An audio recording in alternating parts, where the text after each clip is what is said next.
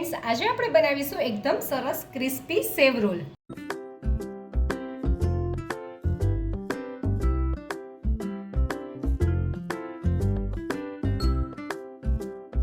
તો ચલો બનાવીએ।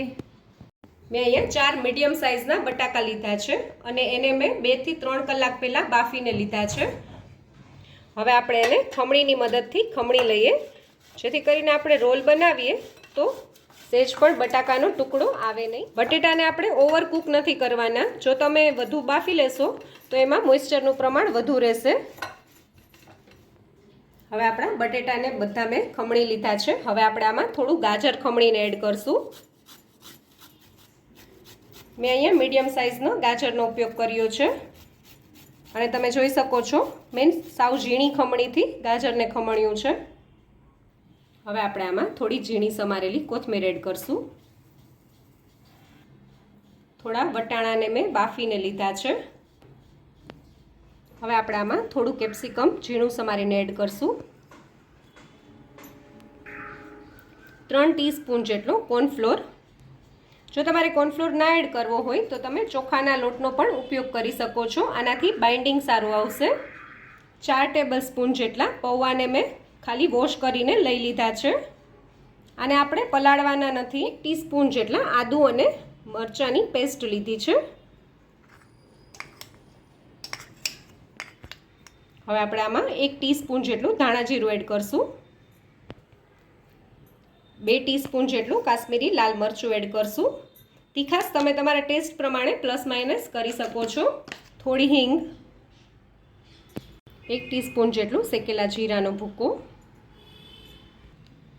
સ્વાદ અનુસાર મીઠું, 1/2 ટીસ્પૂન હળદર, 1 ટીસ્પૂન જેટલો ગરમ મસાલો, 1 ટીસ્પૂન જેટલી દળેલી ખાંડ, 1 ટીસ્પૂન જેટલી વરિયાળી। આનો ટેસ્ટ એકદમ સરસ આવશે આપણા રોલમાં। અને અડધા લીંબુનો રસ આપણે એડ કરશું। તમારે જો લીંબુનો રસ ના નાખવો હોય તો તમે આમચૂર પાવડર બી નાખી શકો છો। હવે આપણે બધું મિક્સ કરી લઈએ। મિક્સ કરતી વખતે તમને જો બટેકામાં થોડું મોઇસ્ચર લાગે તો તમે થોડો કોર્નફ્લોર અથવા થોડા પૌવાને આવી રીતે વોશ કરીને એડ કરી શકો છો, અથવા તમારે જો બ્રેડ ક્રમ્સ એડ કરવા હોય તો તમે એ બી એડ કરી શકો છો।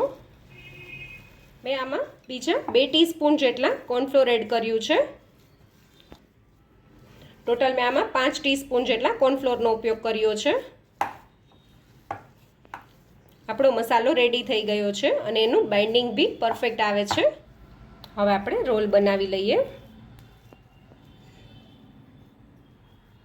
રોલ બનાવવા માટે આપણે થોડો પોર્શન લઈ લેવાનો અને તમારે જે સાઇઝના રોલ બનાવવા હોય એ સાઇઝના આવી રીતે રોલ બનાવી લેવાના।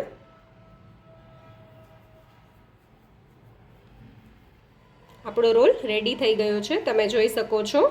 હવે આપણે એને બે સાઈડથી આવી રીતે થોડો ચપટો કરી દેશું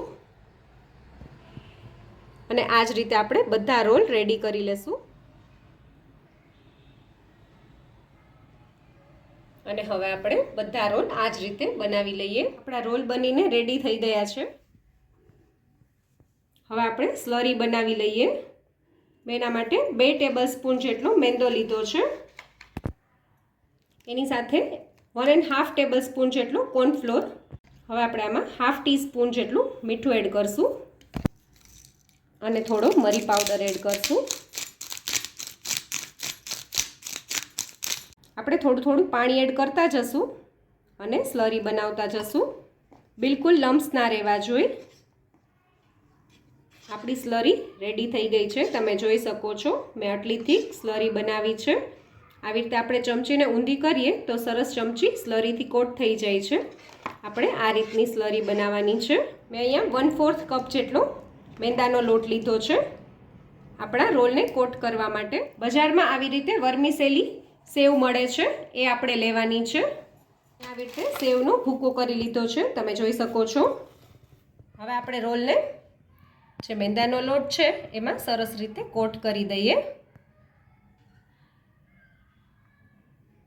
અને પછી જે આપણે સ્લરી બનાવી છે એમાં એડ કરી દેશું અને સ્લરીથી સરસ રીતે કોટ કરી દેશું। આવી રીતે કરવાથી આપણા રોલ એકદમ સરસ, બહારનું જે લેયર હોય રોલનું એકદમ સરસ ક્રિસ્પી થશે.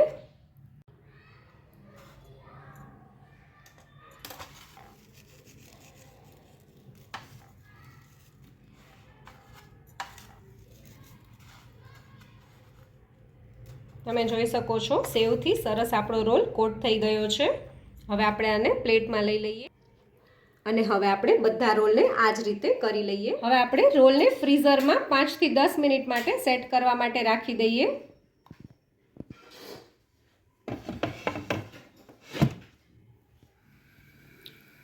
આપણા રોલ સરસ સેટ થઈ ગયા છે. હવે આપણે તળી લઈએ.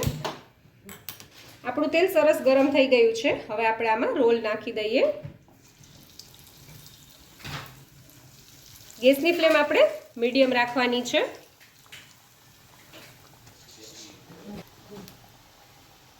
રોલને તેલમાં એડ કરીને તરત જ એને ફેરવવાની ઉતાવળ નથી કરવાની.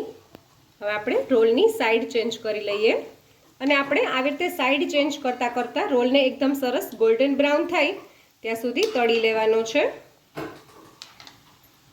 તમે જોઈ શકો છો આપણા સેવ રોલ સરસ રીતે તળાઈ ગયા છે. હવે આપણે સેવ રોલને પ્લેટમાં લઈ લઈએ અને હવે આપણે બાકીના સેવ રોલને પણ આ જ રીતે તળી લઈએ. તો તૈયાર છે આપણા ક્રિસ્પી સેવ રોલ. જો તમને મારો આ વિડીયો ગમ્યો હોય તો મારા વિડીયોને લાઈક કરજો, શેર કરજો અને મારી ચેનલ કુકિંગ વિથ ઉમા પુરોહિતને સબસ્ક્રાઈબ કરજો, જેથી કરીને આવા નવા વિડીયો હું તમારી સાથે શેર કરી શકું.